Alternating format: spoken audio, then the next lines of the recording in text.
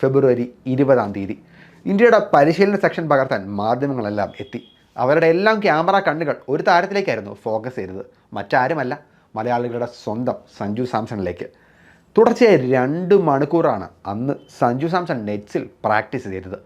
തീർച്ചയായും 2 മണിക്കൂറൊക്കെ നെറ്റ്സിലൊരു താരം പ്രാക്ടീസ് ചെയ്യുക, അതും മത്സരത്തിന് തൊട്ട് മുമ്പുള്ള സമയത്ത്, ഈ താരം തീർച്ചയായും 11-ൽ ഉണ്ടാകും.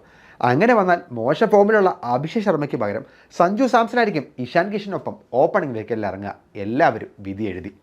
എന്തായാലും അങ്ങനെ വിധി എഴുതിയ മാധ്യമങ്ങൾക്ക് ചെറുതായി ഒന്ന് തെറ്റുപറ്റി. മത്സരത്തിൽ തൊട്ട് മുമ്പ് നടന്ന വാർത്താ സമ്മേളനത്തിൽ സൂര്യകുമാർ യാദവ് ഇങ്ങനെ പറഞ്ഞു: സഞ്ജു സാംസണെയോ, അവനെ ഞാൻ ആർക്കു പകരമാണ് ടീമിലേക്ക് ഇറക്കുക? തിലക് വർമ്മയ്ക്ക് പകരമോ അതോ അഭിഷേക് ശർമ്മയ്ക്ക് പകരമോ? ഇങ്ങനെ പറഞ്ഞ സൂര്യകുമാർ യാദവ് ചെറുതായി ഒന്ന് ചിരിച്ചു. സൂര്യകുമാർ യാദവിൻ്റെ ആ ചിരിയോടെ ഒരു കാര്യം ഉറപ്പായി: സഞ്ജു സാംസൺ സൗത്ത് ആഫ്രിക്കയ്ക്കെതിരായ മത്സരത്തിൽ കളിക്കില്ല. പിന്നെ എന്തിനായിരുന്നു സഞ്ജു സാംസൺ എന്ന താരം സൗത്ത് ആഫ്രിക്കയ്ക്കെതിരായ മത്സരത്തിന് 2 ദിവസങ്ങൾക്ക് മുമ്പ് നെറ്റ്സിൽ തുടർച്ചയായി 2 മണിക്കൂറുകളിലധികം ബാറ്റ് ചെയ്തത്?